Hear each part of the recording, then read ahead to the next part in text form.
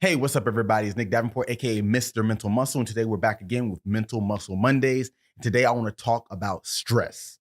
Now, I know that's a running theme on this channel. We talk about it in many different ways, but I want to talk about a little analogy that I like to use with my clients, whether it be in the sport performance world, tactical, or just everyday life. And it's the tourist versus the resident. Now, I use this analogy to describe how people acclimate to stress because I always talk about stress. It comes in many different forms. It's not necessarily about the presentation of stress, but more how you react and respond to it. So going back to the analogy, let's paint a picture.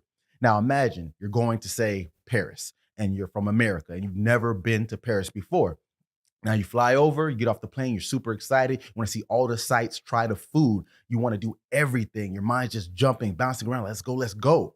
So you see the Eiffel Tower, you take a picture in front of it, you're enjoying yourself, having fun. You go to the Louvre, you see the Mona Lisa. So you're doing all these different things. You're excited. Everything is shocking. It's new. It's different. You're caught by surprise because you've never been there. The expectation is overwhelming. Now, liken this to the stress response. Stress is going to come no matter what.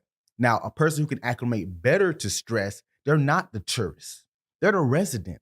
Because just like the tourists, they're going to be presented with this stimuli, given the Eiffel Tower, the Mona Lisa, things like that.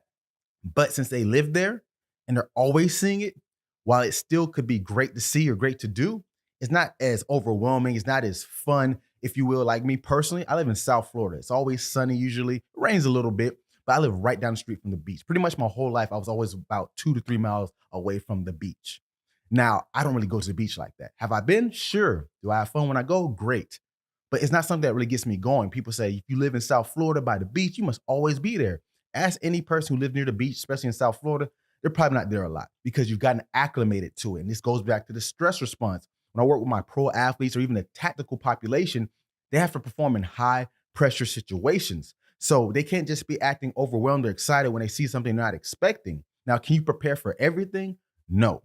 But you can at least expose yourself to different stimuli. And that's what I do a lot of my applied psychology work to put them in a position where it's similar to what they're going to do in the real world, in the real time situation, but it gives them enough cognitive and mental load to get used to what they will feel like. Keyword feel. Perception is everything. If you see something that you perceive as scary, dangerous, you're probably going to succumb to it. But if you can reframe that and flex how you see it, doesn't mean it's still not a threat or it's not a challenge. It's depending on how you want to see it, but you're able to overcome it because you've been there before.